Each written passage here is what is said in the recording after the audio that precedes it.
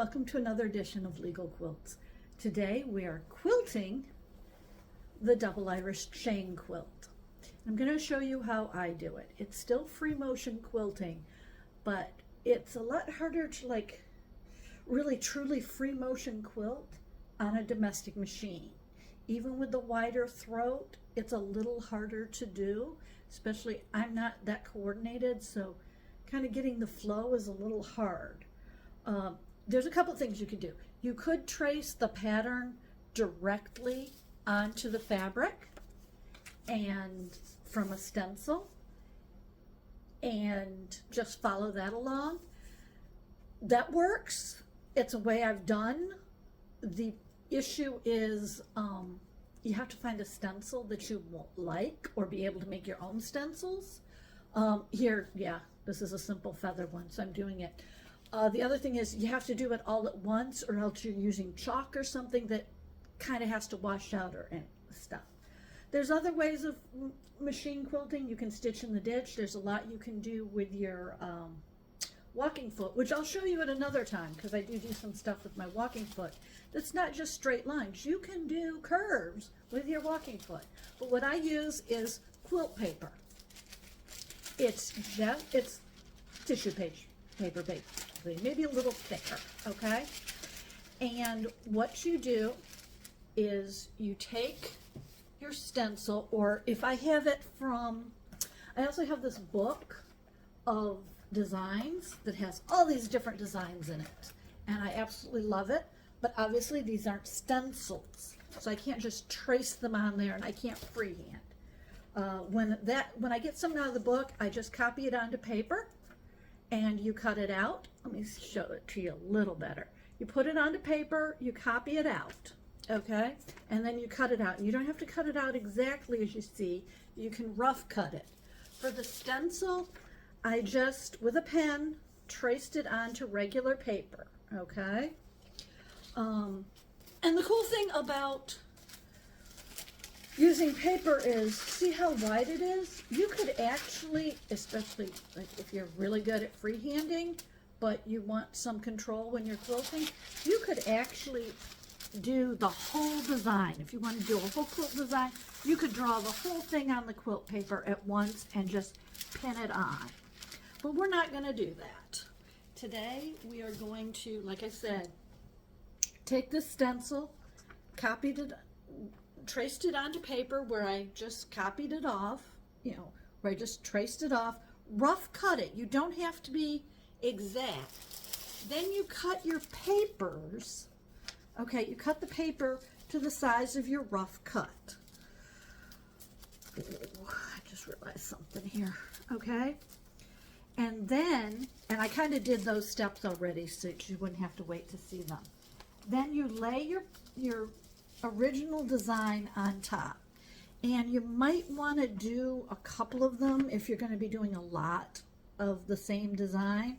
So as you can see what I did with this one with the angels, it gets a little beat up because you're going to do this step a lot, okay? Because you don't want to do too many at once. I in fact think I've got too many because I cut out 8, because I could get 4 going lengthwise, or instead of going up and down, I cut a wide sheet and then cut them on the width, and it used less paper. And by the way, this, I thought, oh my God, this is $10 a roll. What am I going to do? I'm on like my 8th quilt with this. This stuff, you don't use a lot of it. It's amazing. Again, if you're going to do a whole sweep thing, you're going to use more. But it's not that expensive when you look at how it's actually used. So I'm going to do about 6 here at once. 1, 2, 3, 4, 5, 6. So we're going to set those 2 over there. And you want to make sure your edges are pretty much aligned, because you don't want your pattern wandering off, and you're going to have to guess to fill it in then. And then what you do is you take your sewing machine and you put it on your machine. Your dogs are down. Make sure your feed dogs are down. Just basically it's in free motion mode. You've got your free motion foot on. One quick thing. When you're getting ready to start to quilt a new quilt, just replace your needle. Needles are cheap. Your quilt will love you. Your machine will love you. You will love it because you're not dealing with a rough needle. And then you just start where you want to, and you just, without the thread in, you push this down, and then you just, oops, let me get my thread out of my way a little bit better here. There you go, you don't really want to see that. And then you just poke holes through your design, and it goes in through your, basic template here, and you just go around and you poke your holes. And I'm actually going a little fast here. Let me slow that down a little bit, because you want to be able to control what you're doing. You just go around.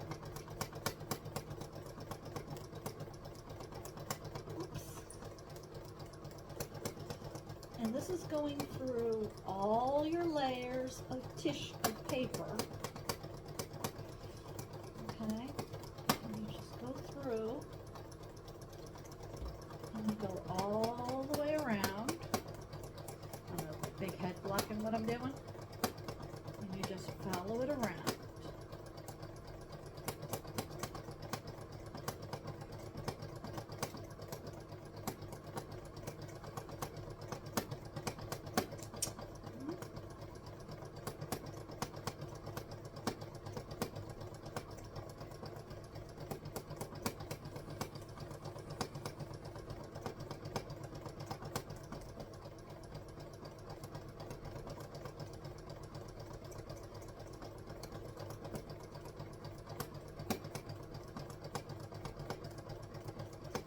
And this has another purpose besides putting the holes in the fabric, or not in the fabric, in the paper. So when you're done, you've got it all in the paper, and you can't really see this here, but I'll show it to you in just a second where it looks a lot better, okay? And then you set your template aside. The other thing is, it gets your arms used to the moves you have to make while you're quilting. Now, you could go right to the next step, but I add another step in here where I trace over, just with my fabric pen. This is a washable ink one. You can use the disappearing one if you're going to do this soon.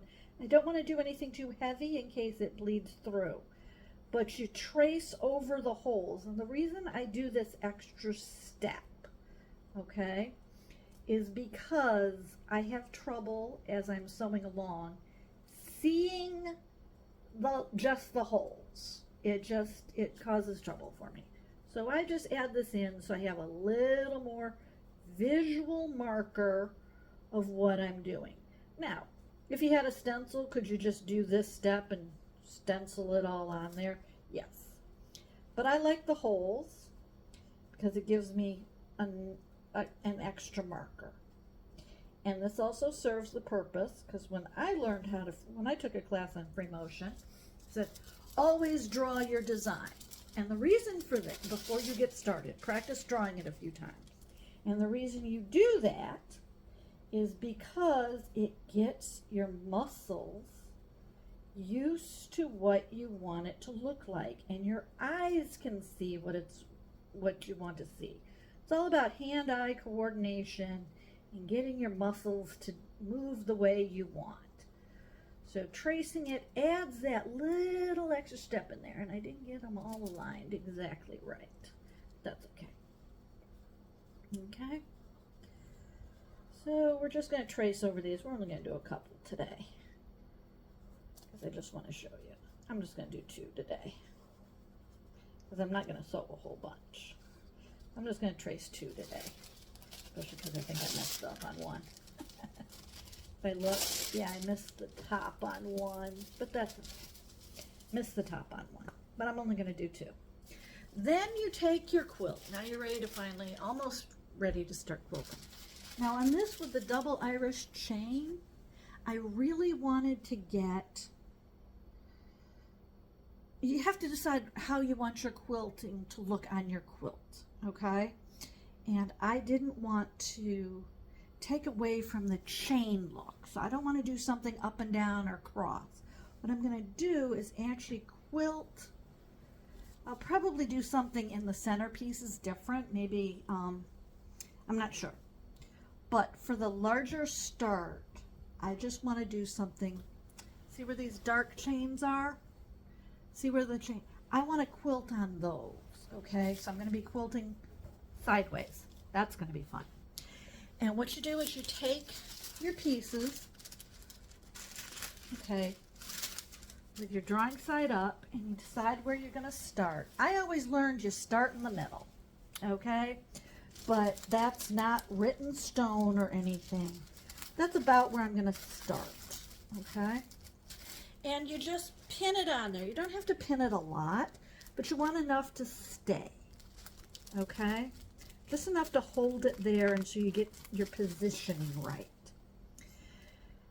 Because you want to see where other ones go. Now you don't want to pin the whole, you don't want to cover the whole thing with, you don't want to do all your papers at once, because if you do, you're just going to have this crinkling and they're going to get crumpled and rip and tear, and that's not good. So you only want to do a few at a time, okay? Like I said, just enough to get it to hold on there. All right, and since we're going to do more than one, oops, where's the one I did? Okay, this is the advantage of using quilt paper rather than drawing your design on or doing it completely freehand, especially if you're doing a continuing pattern and you want to make sure it comes out right. Like you're doing a border and you want to make sure your turn is at the right spot in the pattern. You can lay it out first and figure out where you have to start. Now this isn't a continuous line one. They don't connect to each other. But if you have one that connects to each other, you can lay it on there and just start. Which, if I think about this, nah, we're going to do separate feathers. But I could have like started at that corner with just the top and then covered the top on each one and then just had this design where it goes along here, just down the rest of it. But I'm not going to do that. Okay? You just, but you can pin over, you know, you've got some overlap here and you want them to match. You want to make sure, you know, you can position and reposition the papers a lot easier than getting out the stitch ripper and having to start all over again. Nobody likes doing that. Okay? You just pin them down just enough. Okay? Just enough to get them to stay and make sure everything's smooth under there. You know, you make sure everything's smooth and laid out. All right, a couple more pins. Just a couple more pins.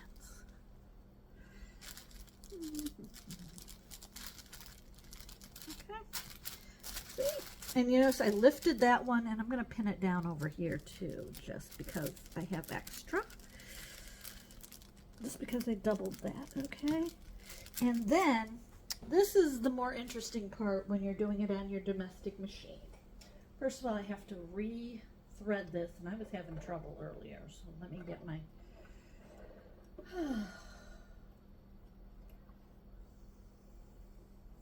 thread piece. Put that through. Let me get my... there we go. I'm going to use my needle threader because I was not having a good day today, threading wise. Put your foot down.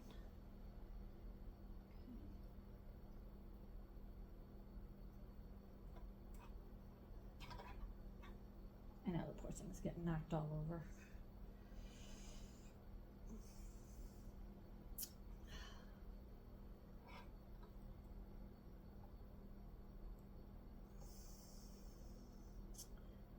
This will work. Come on. I'm trying to do this with the wrong hand. When you're having a bad day, you shouldn't try to do things with your wrong hand. I had it all threaded, and then I remembered, oh wait, I have to do this. I have to do it without needles in, without the needle in. Okay. We'll be right back.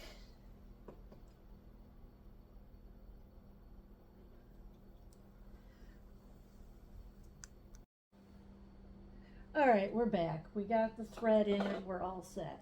So then you guide your quilt in very gently under the needle until you get to where you want to start, okay?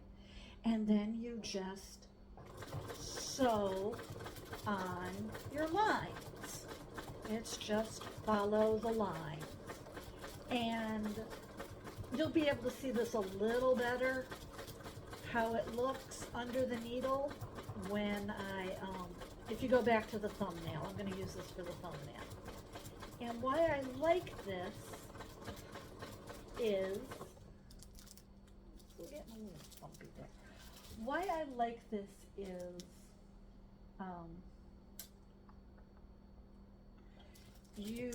it doesn't matter what fabric you're working on. If you're working on light or dark, you don't have to worry about where my marking pen or chalk show up. Do I have to go between chalk, light and dark because I'm going over something?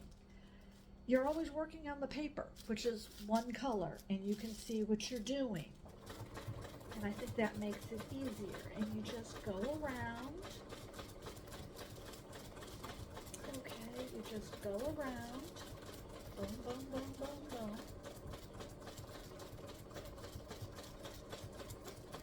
Until you're done. And you don't want to make any jerking movements or anything like that, because then you get weird things because you don't have the feed dogs holding things in place. And you just finish off at the top. Now, if this was a continuing one, I would just continue up until I got to the end, but I'm not at a continuing one. So when you're done with that design, you just, oh, didn't like that. My thread is, I want to tell you what thread I was using. This is from the Wonderfill, and it's one of their variegated ones. It's kind of a little heavier than I've worked with, but I really wanted something that went with the kind of the design already with the different blues and everything. So that's why I went with this, all right? And when you're done, you just take out your pins, all right? You take your pins out, and you can do, I advise taking the pins out at least, because you don't want them as you're moving around stabbing you. So you take out your pins. I already did one down here, and there's a reason, because this is going to look like under the, I'm going to leave this one here so you can see what it looks like under the needle when I take the picture. All right, but when you're done, and I kind of do this as I go, you know, as I finish a section, you just rip the paper. It just rips, okay? Let me show you a little closer what I'm doing here. All right, you just rip the paper off, just like that. And if you get, and you want to do it gently, you don't want to tear your stitches. And so if you get something that's stubborn, you can either go get your tweezers, or because it's so thin, you can just literally get a washcloth or a wet paper towel and wet everything, and it'll just dissolve while not hurting your stitches. I at least try to get the big extra pieces off as I go along, because what I have also found is, because you've perforated it and made so many holes, if you just do this much, you know, just get the big stuff off, as you're moving it around, the smaller pieces start falling off because they've been rubbed and they get out without ruining your stitches. I'm even putting binding on it and it's falling off on another quilt.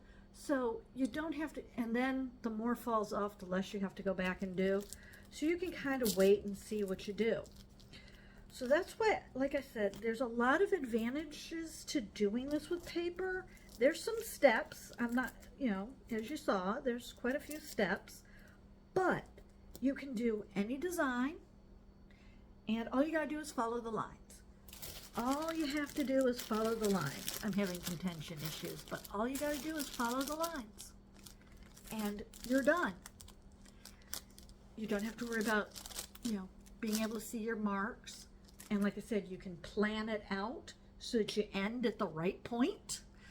I don't know if this is actually going to work because I started in the middle. If I was actually doing this to quilt it, I probably would have started pinning at the corner, even if I started sewing in the middle and done the whole line. So I might have to do some adjusting here.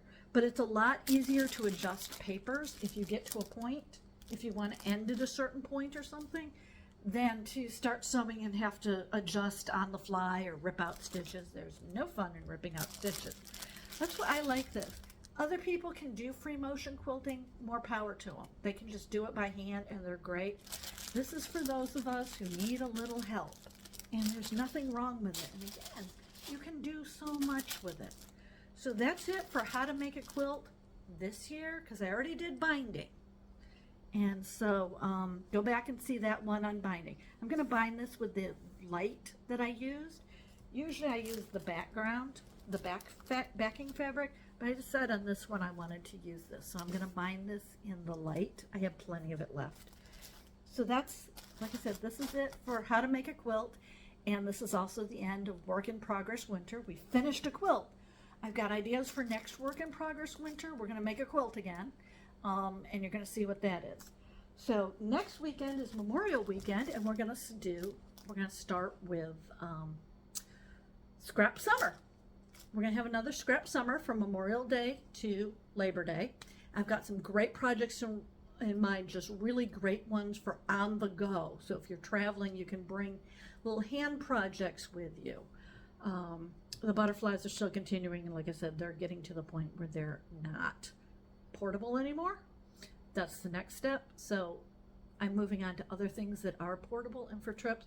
So that's going to be next weekend. Then we're going to have our regularly scheduled one, which is going to be another scrap project.